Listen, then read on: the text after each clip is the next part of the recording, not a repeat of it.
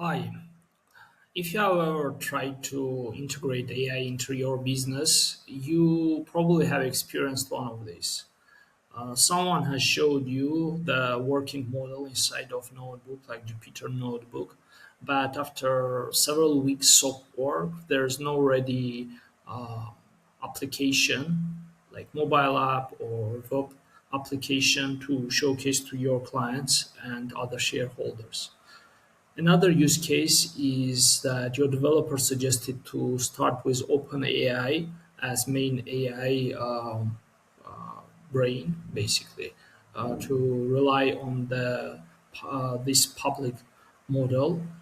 But it helped to develop the product fast, but after real users started using the application, the bill is keeping rising from hundreds of dollars to thousands. So the costs spirals out the control. Another use case can be that the application was working for, let's say, a dozen of testers, but as soon as real traffic hit the website, the everything froze, and what's worse, your team of AI engineers, front-end developers, QA testers, they have no clue where the problem comes from. So all of these situations, they have something in common. The problem is not exactly with the model or with the prompt, but rather with the architecture design, and more precisely, the absence of it. So what is architecture design? It's basically the technical representation of the product, which should be communicated between founders and within the team to understand what comes afterward and how all the services and are connected and how they interact. So I built this application, which is basically the customer support board, which can be used for many different businesses. It can be customized based on the company name and all other features with its policies and with knowledge base, where, for instance, the PDF or HTML documents can be uploaded to guide the model to give the specific answers for the user questions. Right now, if you type like how long do I have to return something, it says like some general 30 days. But if you upload the appropriate knowledge base, then it will be answering from that perspective. So here is actually the architecture and design that we're talking about, and as I said, it's really crucial step. So everything comes from the starts with the user sending a query to the support assistant that we seen a couple of beforehand, and the query is directed to the API gateway. If we look inside of it, it's actually yeah. So here is the API gateway, and it comprises all the following layers basically. Uh, it's start with the prompt injection defense. So these are the use cases where someone tries to hijack your system uh, to show some information from the session, like customer details, or retrieve some data from your databases. Also, all requests, they are checked whether they are authorized or no. Authentication was also checked. Then rate limiting, in case someone tries to really overload your system as attack, or just retrieve some knowledge from it without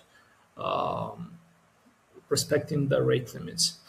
Then there's TLS and load balancing, which basically directs the query to appropriate servers. After request is processed from API gateway, um, it's it sends the specific RAG and skills. They are extracted depending on the type of query. If it's something related to specific policies, then all knowledge base related the to that specific policies is extracted, and the skills also. So as I said, in case where there may be some prompt injection or something else, then everything is communicated with monitoring and audit. So actually, let's yeah, if we update this, then we'll be able to see the next stages for after the RAG, it goes directly to the vLLM server. Um, so here is our vLLM server, and in our case, it's not the public OpenAI model, but or to be more precise, this is open source model. Um, it's Qwen7 parameter model, which was quantized, where KV caching was used, pruning, and other techniques with continuous batching and page attention to basically fit on the current machine. So if we open up a new terminal and we type a command, we see that this model indeed runs on our GPU right now. So our GPU is 4090 RTX with 16 gigabyte of VRAM. So we'll talk about this, but so if we go to here, we can observe that basically everything is really trade-off between these three things, between cost, accuracy, and performance. So accuracy will be how good is model responding to the questions.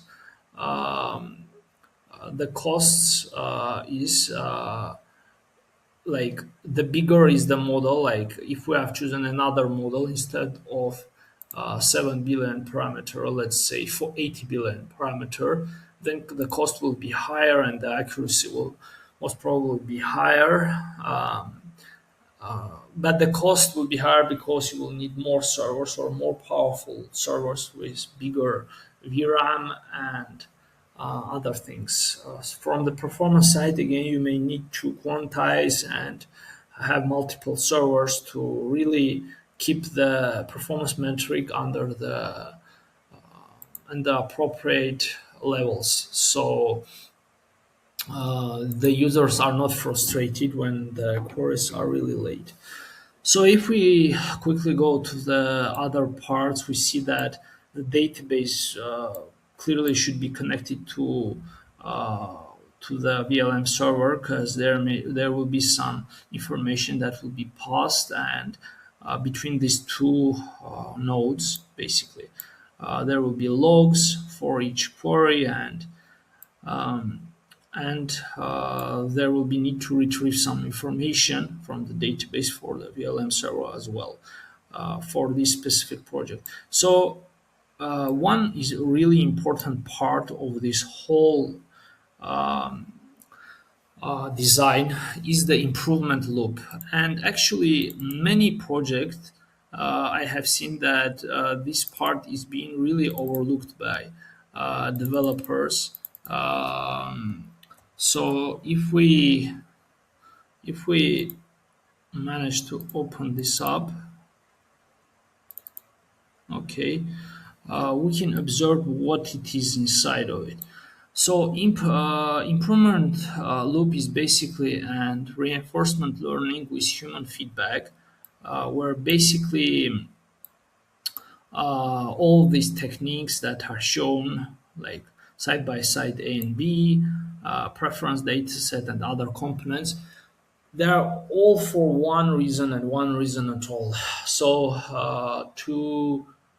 to continuously improve by fine tuning the model, by telling it which answers are more correct and which ones are wrong. So the system does not have them in the future. This is where I usually build inside of AI system this window, this opportunity for users of the application and for the client themselves to be able to actually improve the model and without a need to constantly contact with AI developer for fine tuning or for changes, just without retraining the whole model, but rather to have this as part of the architecture design and the part of the system. So crucial part is really monitoring and audit. So for monitoring, it can be multitude of things. One of which is to look for prompt injections and some security breaches by unauthorized parties. So there is also audit logs, which are important nowadays because there are European Union and countries uh, other countries, they are implementing various laws and putting in place to protect the users. These acts and laws are HIPAA, GDPR, SOC 20. So there are specific requirements for logging all information. So when the auditors comes, you can actually show them all the logs from your AI models. For instance, GDPR requires one button to delete all the data related to the user, basically delete the association with that user and that data. So yeah, this is extremely important. And you can see that there are different tools nowadays, Grafana, where you can visualize different metrics. And the hero metrics are also for performance, not just security perspective, but to see how model what KPIs for performance it has and how they are vary across the time, like latency, throughput, how maybe the error metrics they spiral out. So this will be the primary visual tool to detect these situations. So as you can observe, this what comprises of our platform, and this is architecture design. Okay, this is just one example of for this specific project, but in reality, it varies across different projects. Okay, the major parts, some of the parts they are the same, but without the clear understanding of what and how will come, it's really hard to keep up the track of the whole project. And here is the monitoring that we're talking about. So for performance, it's extremely important to keep to return the first tokens or text really fast for users. And here are other metrics for security and audit, also audit logs. So yeah, this is this is the system that is basically a template using which I usually develop. And returning back to the initial problems, many I have some projects where clients were coming back with those problems, and the solution was again to understand what they are trying to achieve, break down the system by components and fix them one by one in accordance with the current best practices for scaling, for security, for continuous monitoring, for future audit logs to comply with the laws. So all of these bits are extremely important. And that's how I developed with vLLM framework. So if you are interested in cooperation, you are free to contact me. Have a nice day.